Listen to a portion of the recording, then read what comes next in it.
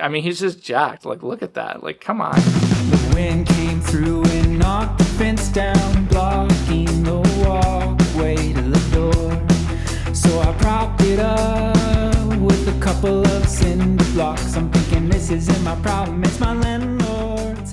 He is in around maybe. My name is Matt Greco, and I am the owner and main producer, recording engineer here at the Rye Room recording studio in Portland, Oregon. Yeah, we're basically just a full-service recording studio. Production, recording, engineering, and mixing, mastering services. We also do a lot of voiceover, and we've been getting into more audiobook work lately.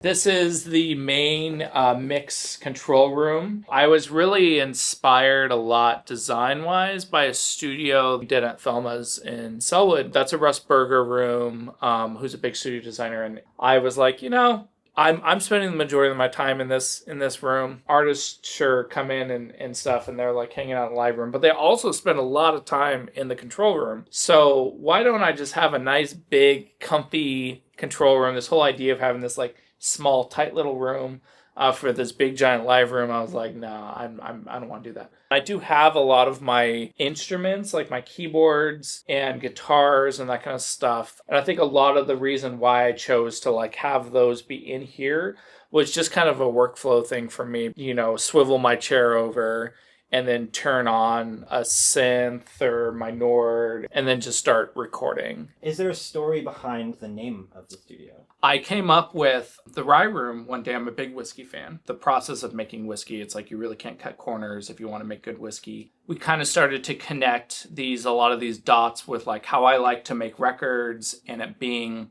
this small batch handcrafted process. So now into recording land, I decided to go the little more modular route. Pro Tools is the main DAW of choice here. As far as the other heart of the system is my Apogee Symphony. When I built this place, I was like, I don't really want to like skimp on, you know, quality of like the conversion and stuff. I just want to have something that's rock solid that sounds really great. And then up onto the desk, 3 big mono compressors, the BG2, the Retro, and the 1176. The BG2 is like, if it's too much vibe, then I go to the 176.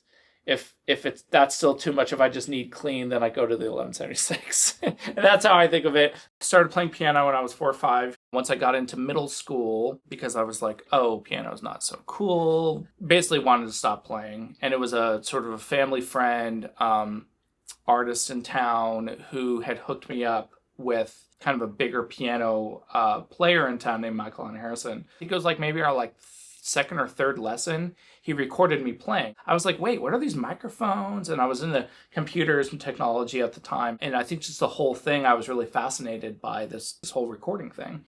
Moving on into the live room here. This is where most of the recording happens. Although usually when I'm doing bigger kind of session stuff, since I don't have like a ton of different rooms, drums we're usually setting up in here. And then a lot of times I will just have players just hanging out with me in the control room. I do have it all set up here so that we can run like, you know, head in there, cab in here, like whatever configuration we want. My little mic locker. This is Oma mics from LA, a AEA R88. This is Bees Knees James. It's a really interesting sounding mic. It's not really like, honestly, from what I can tell, modeled after anything. So it's kind of one of those mics that I just tell people like you kind of just have to like hear it. Biodynamic 160. This is a vintage one. I have used these mics a ton when I was in college at U of O. We had a whole bunch of them. And I just super fell in love with them. And then kind of stopped using them because they weren't really at like a ton of studios in Portland for some reason. I don't know why. Once I learned that the music program at the University of Oregon was really more of like a composition program, I chose to get an internship at a studio in Eugene called Sprout City Studios. So I got hired on staff engineer / just like freelance engineer at that studio. I had also learned that there was a recording engineer at the School of Music he taught a couple recording classes that they did have. I basically begged him he had this like assistant recording engineer job. And officially starting my sophomore year, he was able to offer me that job and then was working out of Sprout City, all still while like going to U of O and, you know, being a college student. My Mark I Fender Rhodes. When I was a senior in high school, this was like a senior graduation present. And then my drum set, this is my 60s Gretsch round badge. The band leader for Anderson .Paak, his band that he has called the Free Nationals, hit me up, said, hey, I see you've got a Gretsch round badge at the studio. I'm just confirming that kit is there. If it is, we would like to book your studio for a whole day to like jam and do some recording. And I was like, yeah, totally. Absolutely. Absolutely. So they came in and I was like, what the heck? And this was like, honestly, like only like a year after I had like gotten the kit too. So I was just like, whoa, like Anderson .Paak and his crew is just coming in to like, basically because I've got this kit is like kind of wild to me.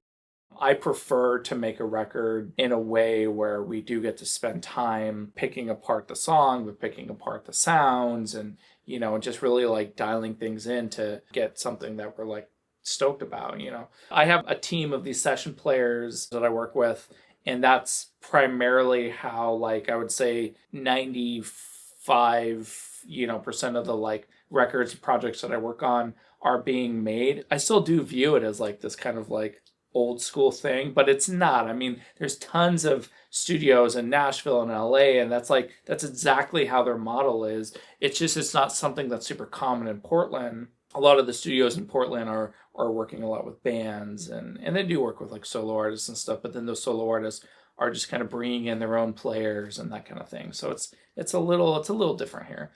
This is like random instrument city, like between my drums and my shakers and stuff. I've got a couple of harmoniums here. This was like my childhood piano, and it's nice. I mean, it's bright. It's like this whole oak cabinet, so it's definitely a bright piano. Here is my vocal booth, ISO room. We will definitely cut vocals in here, but I definitely primarily use this room for really anything where I just really need a like really tight, like very, very dead quiet space. Odds and ends that I have over here, guitar pedals and stuff in here. My Gibson 65 LG2, and it just records really well. And this guitar is probably my most recorded acoustic at the studio. A couple of my amps living in here, my twin reverb, my little Egnator tweaker, which I honestly just got in college when I was in a couple different bands, and I just needed like an amp because that's so clean. I needed an amp with distortion, and I needed also just something smaller and lighter.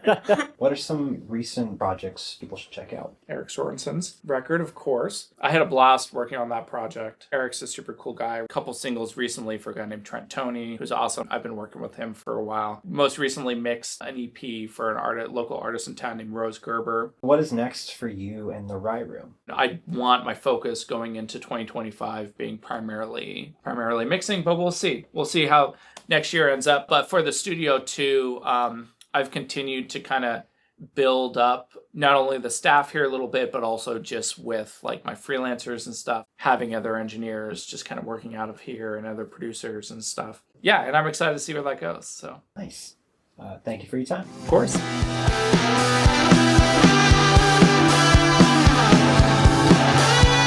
bodies on the ground.